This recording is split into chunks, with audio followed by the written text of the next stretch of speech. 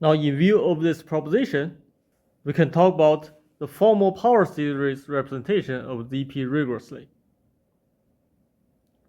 Recall that from elementary number theory, every non-negative integer in Z can be written uniquely, periodically, as follows.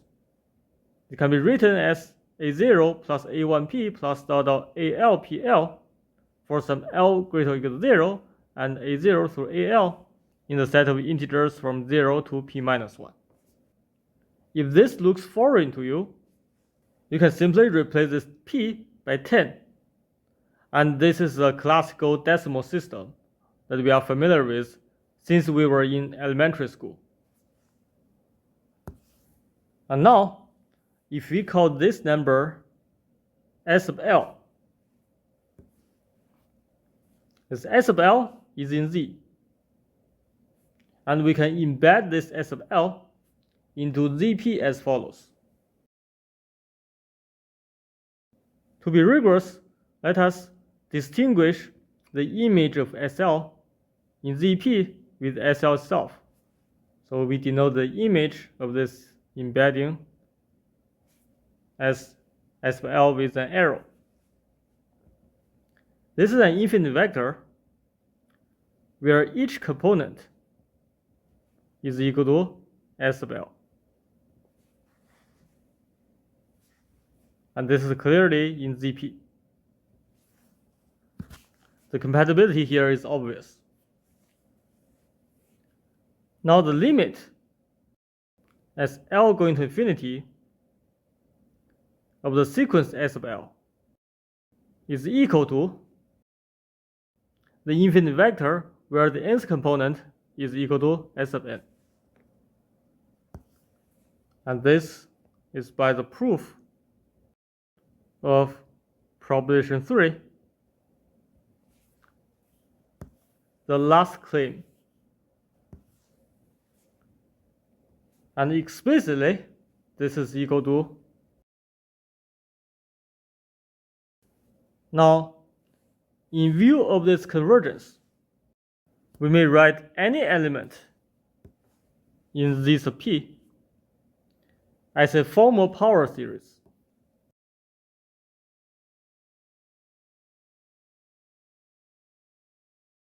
And this infinite power series is convergent in the sense of this. Through this embedding of S of L into ZP. And by the proof of the last claim of proposition number 3.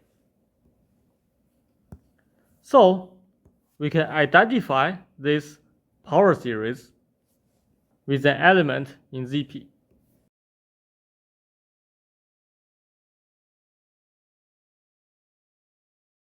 Here the right hand side is clearly compatible, so it is an element in ZP.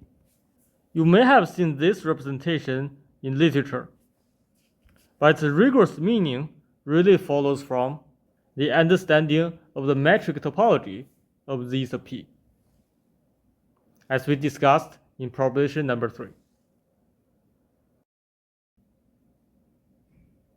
Now let me leave a remark on the p-arc distance on ZP. Recall that we have shown that D not only satisfies the triangular inequality, but also the ultrametric inequality. And from here, we see that to show a sequence in ZP has a limit. It suffices to show that the difference between two adjacent members in the sequence goes to 0.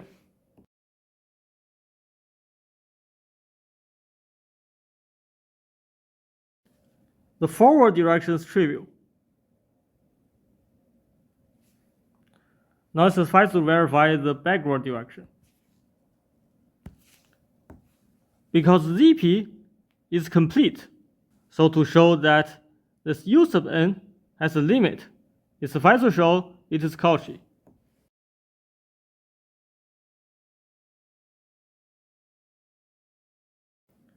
And we will show that this condition will imply the sequence is Cauchy. Indeed, for any epsilon greater than 0, because this limit goes to 0, we have that there exists capital N such that d of un, un plus 1 less than epsilon for any n bigger than capital N. Now for any m bigger than n bigger than capital N, we have,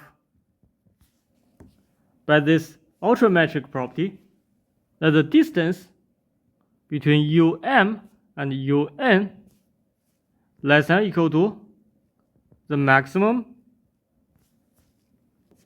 of d of um minus 1 and the distance between minus 1 and un.